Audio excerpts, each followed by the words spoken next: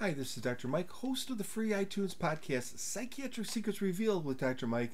But that's not why I'm here today. This is another Saving Savvy episode. And this time, I don't know if this is a rant or not, but I'd like you to maybe think of a different way to rate cameras. So, if you watch any of my other videos, you know that I am not only an enthusiastic photographer, but I'm also just enthusiastic about the mechanics of photography. I love cameras, and I shoot from everything from a little digi camera all the way up to a full frame DSLR, and enjoy all of them. And in fact, what I'll do sometimes is depending on the event, if it's just a personal event, I'll just go and I'll pick a camera and reuse it just for the pleasure of learning it and just having fun picking different cameras. And so it was when my son had his birthday that I chose my Nikon D90. Now this is a camera that I've used a lot in the past, but I kind of forgot about it for a while. And I can tell you that it was a true joy using that camera, and it took really good pictures. So that of course gets those wheels turning in my head because I tend to be a little obsessive. And I started thinking about these two different sides of me when it comes to photography. I have sort of an intellectual side, and then I have like a little 12-year-old boy side. So let me tell you about both of those and how I maybe started to think about this different way of rating cameras. So my intellectual side really believes that about 85% of a picture is because of the photographer. I know that's a cliche, but it's really true. So it's how the photographer captures light, or maybe the emotion of the subject, maybe just at an instant. Perhaps the photographer is able to capture a majestic scene, or maybe just film something or take a picture of something that looks really pretty. Maybe the photographer is telling a story. You look at that picture and you say, what is the story here? Or maybe the picture is not so great, but it registers a specific event that's of importance. And many, many other things. And of course, a camera can't do that. That has to come from the eye of the photographer. The other thing that I know intellectually is that when I watch reviews from stores or places that sell cameras, they're not producing those videos to prevent you from buying cameras. Likewise, when I see a pro photographer, maybe a well-known one, in a very carefully scripted and highly produced review of some camera, in my mind anyways, I think, well, he probably didn't take 3 days off of work and hire a crew just for the heck of it.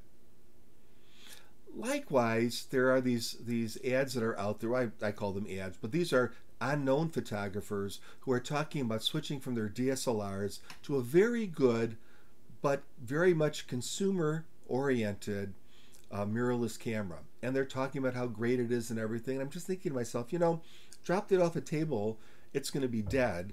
Drop something like a pro-level camera off a table, and it's going to jump back up and smack you in the face. That's why professionals use pro cameras, for other reasons too. There's also some commercials, or excuse me, I call them commercials, oops. There are also some videos out there where you have, there's one in particular, there's two guys. One guy has a mirrorless full-frame camera, and the other one has a pretty famous, it has a Mark III in it, I won't say any more about it, camera, and they're comparing, these are two buddies that are sitting on a couch, and they're comparing the two cameras. And of course, the guy with the mirrorless full-frame camera says something like, oh, I have blah, blah, blah shutter speed. And the other guy says, oh, but mine is better. And he goes, oh, you're right. And this goes on for, I don't know how many things where the camera with the Mark III in it always wins. Now, I don't think two guys are going to sit down and do this normally. So I have my suspicions that many of these things are ads. I can't say for sure, but intellectually, this is what I think. So here's the problem. There's a little 12-year-old boy in me. And that little 12-year-old boy jumps up and down when a new camera comes out. It's ridiculous. So I know up here, when they say, oh, we have had a lot of small changes to have a significant impact on the camera, what they really mean is they maybe changed a button and updated the firmware. I know that, but I still get excited. Or when they say, this camera can shoot at 1/16,000th of a second, I go, oh my gosh, I gotta have that, even though I really have never even gone to 1/4000th of a second. Or if someone says we have zero point 0.1 more million pixels on the LCD screen, I go, wow, wow, get me one of those. And I will tell you that at times I succumb to this insane desire and I will buy these cameras. And I'm never unhappy that I buy them because I love cameras. But what I am unhappy with is the fact that I really kind of drank the Kool-Aid. So I thought about this for a while and I thought, how do we rate cameras right now? Well, certainly we rate them with a lot of tools like how good is the ISO and how fast is the shutter and how good is the weather sealing. And all of those are completely valid.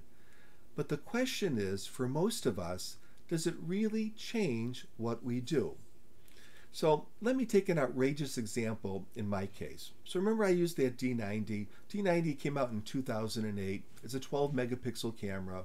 Took absolutely beautiful pictures of my son's birthday. How about if we compare that to a D7200, the latest Nikon APS-C camera? If we compare the two cameras on specs, or even just generally, the 7200 blows the D90 away. On specs, everything is better. A better body, more weather sealing, faster shutter speed, more resolution of the sensor, faster burst rates, on and on and on and on and on. So it doesn't take a genius to say that a camera that was introduced, I think in 2014, on paper is significantly better than a camera that was introduced in 2008. And it is better. I'm not saying it's not. But how about if we think about it a little bit differently? And what I thought about is, what am I doing as a enthusiastic photographer and a very occasional professional photographer with my D90? Can I do everything with that I want to do? And the answer is yes. There are very few things that I am inhibited from doing with that camera. Now there are a few things that I would like to be a little bit better. I think I'm uncomfortable going above an ISO of 3200 with the D90. With most newer cameras I'll go up to 6400, and I do like that ability. But most of the other stuff doesn't really make much of a difference to me. And I have all the tools and controls on that D90 to do just about any kind of photography that I would ever want to do. I'm not making huge billboards or gigantic prints or doing any of that stuff. So when I compare a D90 to a D7200 using this more reasonable kind of criteria, they're equivalent.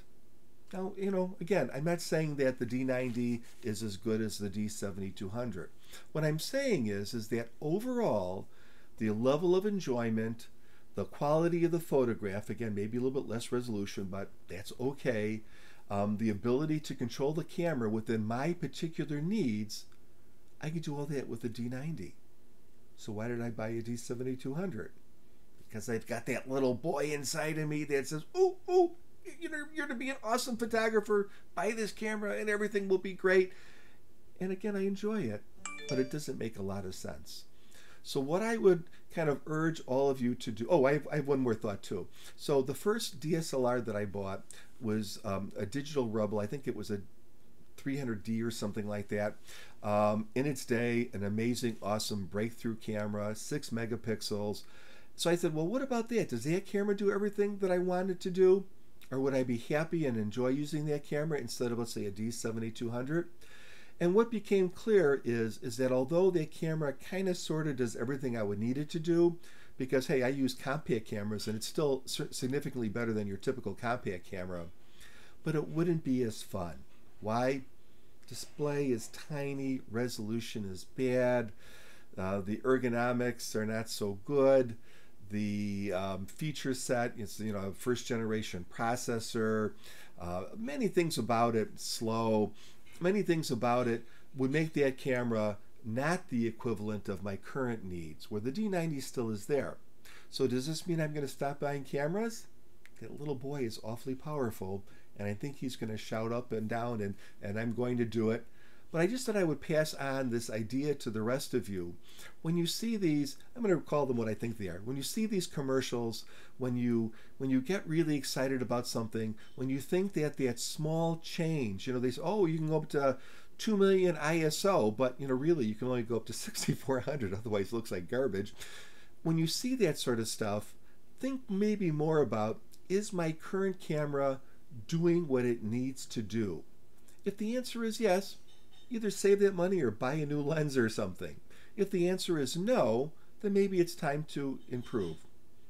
I hope you don't have a little boy inside of you, because it's pretty hard to resist that. Have a great day, everyone, and if you get some time, please give my free podcast a listen. It's called Psychiatric Secrets Revealed with Dr. Mike. You can find it on iTunes and other podcatching sites. And enjoy, I guess we're heading into fall, so enjoy fall. Bye-bye.